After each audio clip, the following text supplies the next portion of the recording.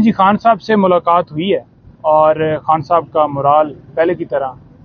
बड़ा बुलंद था और खान साहब के हौसले जो हैं वो पहाड़ों की तरह बुलंद थे। और किसी तरह से जो खबरें चलाई जा रही थी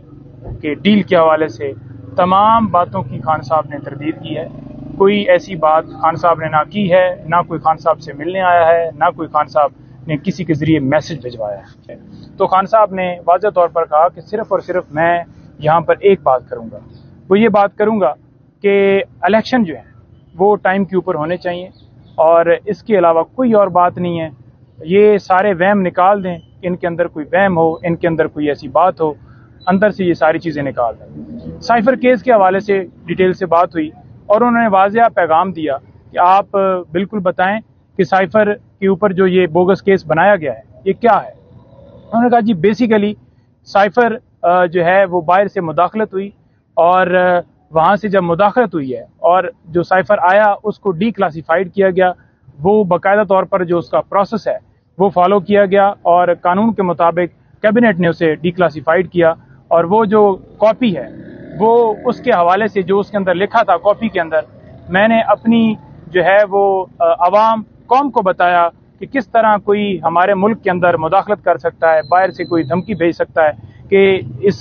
जो वज़ीर आज़म है इसको हटा दो। तो बेसिकली वो ये कह रहे थे कि ये साजिश इस वजह से की गई कि साइफर आया नहीं है क्योंकि जो बाहर से मुदाखलत हुई जो अमेरिका है उनके हवाले से उन्होंने वाज़ेह ये बात की कि ये उनकी तरफ से ये जो है वो एक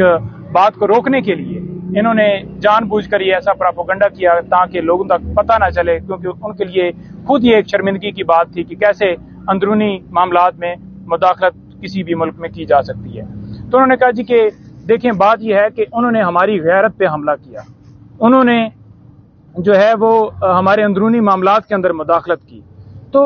मैं अवाम का नुमाइंदा हूँ, मुझे अवाम ने वोट दिया, मैं इस मुल्क का शहरी हूँ, मुझे मुल्क से प्यार है और मैं कैसे ये बर्दाश्त कर लेता कि कोई बाहर से धमकी दे और मैं चुप करके बैठा रहता। मैं क्यों ना लोगों को बताता कि इस तरह से ये साजिश की गई और उसका आपने रिजल्ट देख लिया कि वाकई ही चलती फिरती जो हुकूमत है उस साइफर के बदले में जो है वो गिरा दी गई। दूसरे नंबर पर उन्होंने कहा कि ये जो डॉक्यूमेंट्स कहते हैं कि कोड जो है शेयर किए गए, किसी तरह से कोड्स ना शेयर किए गए, ना कोई ऐसी जो ओरिजिनल जो साइफर है उसको मैंने किसी के साथ शेयर किया, बल्कि इसके ऊपर तो वो ओरिजिनल जो है वो फॉरेन ऑफिस के अंदर मौजूद होता है और अभी भी वहां पर ही है। तो ये सिर्फ और सिर्फ इल्जाम या इस केस इस तरह इस वजह से बनाया गया है ताकि मेरी हिम्मत टूट जाए। यहाँ पर उन्होंने बताया कि मुझे जो रिपोर्ट जमा करवाई गई है सुप्रीम कोर्ट में, तो उन्होंने कहा कि ये देखें ये जो सारी बातें की जा रही हैं ना कि ऐसी सहूलतें मिल गई हैं, यूं हो गया है, ये हो गया है और वो बड़ा जो है अंदर जो है आराम कर रहे हैं। उन्होंने कहा जी बिल्कुल वही सेल है, उसी तरह से रखा हुआ है, वही पोजीशन है जो पहले दिन आके मैंने इधर बताई थी और उसी तरह से रखा गया है। लेकिन खान साहब ने कहा कि देखिए ये कुर्बानी देनी पड़ती है, कौम के लिए कुर्बानी देनी पड़ती है, अपनी नस्लों के लिए कुर्बानी देनी पड़ती है और वो मैं कुर्बानी दे रहा हूं और दूंगा। अवाम के हवाले से उन्होंने वाज़ेह मैसेज भेजा है कि देखें जिस तरह मुझे यहाँ पर रखा गया है और मैं अपने मौक़िफ़ से कभी भी नहीं हटूंगा, क्योंकि ये हकीकी आज़ादी की जंग है और इस हकीकी आज़ादी की जंग जो है इसको आपने भी इसी तरह से कंटिन्यू रखना है। और जो कौम झुक जाती है, डर जाती है या अपने मौक़िफ़ से पीछे हट जाती है तो वो कभी भी आज़ाद नहीं होती और ये आप लोगों की आज़ादी की जंग है। आज उन्होंने कहा कि देख लो कि गरीब आवाम के साथ क्या किया जा रहा है। आज उन्होंने कहा कि आप ये देख लो कि मुल्क के अंदर महंगाई कहाँ पर पहुंच गई है, चीज़ों की कीमतें कहाँ पर पहुंच गई हैं, पेट्रोल डीजल कहाँ पर पहुंच गया है। आज जो बिजली के बिल हैं, एक बंदे की तनख्वाह जो है 20-30 हज़ार है तो कैसे वो 70-70 हज़ार बिल जो है वो अदा कर सकता है। एक मुल्क के अंदर जो मुआशी बहरान आ चुका है, उन्होंने कहा जी वाहिद इसका जो रास्ता है वो सिर्फ और सिर्फ इलेक्शन है और इलेक्शन जो है वो टाइम के ऊपर होने चाहिए और उनके खिलाफ कार्रवाई होनी चाहिए जिन्होंने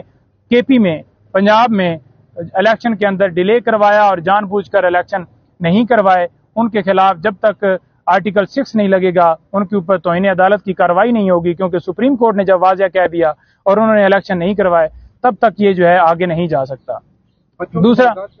दूसरा उन्होंने जो ये बात की है कि देखें मेरी ना जायदाद बार है ना मेरी कोई प्रॉपर्टी बार है, मैं इस मुल्क का हूँ और मैं इस मुल्क के अंदर रहूंगा। ये वहम दिल से निकाल लें कि मैं मुल्क छोड़कर बाहर चला जाऊंगा। और मैं हर तरह की, जिस तरह की ये तकलीफ दें, जिस तरह का ये हाल रखें, उन्होंने कहा कि मेरे जो हवाले से कोई बात करने की कि मुझे ये फैसिलिटी है या नहीं, उसको छोड़ दें। मैं जो अपना मेरा मकसद है वो मैं हल करने के लिए जो भी रास्ते में आएगी वो डेफिनेटली मैं फेस करूंगा और हर रुकावट को मैं बर्दाश्त करूंगा। यहाँ पे थोड़ा सा मैं ऐड कर दूं कि खान साहब का अंदर वही स्टैंड है। हवाले से 15 तारीख का कहा गया है बात करवाने के हवाले से, उस सुप्रीम जेल ने इनकार कर दिया है। उस हवाले से ऑफिशियल सीक्रेट एक्ट को मरतब बनाया गया, इसकी वजह। देखें, बात यह है कि बच्चों के हवाले से मुलाकात के ऊपर पाबंदी नहीं होनी चाहिए। आज हमने दरखास्त वहां पर दी है, जो साइफर कोर्ट की स्पेशल जो अदालत बनी है साइफर के मुकदमे के लिए, उसमें दी है हमने दरखास्त। और तौहीन अदालत की कार्रवाई जो है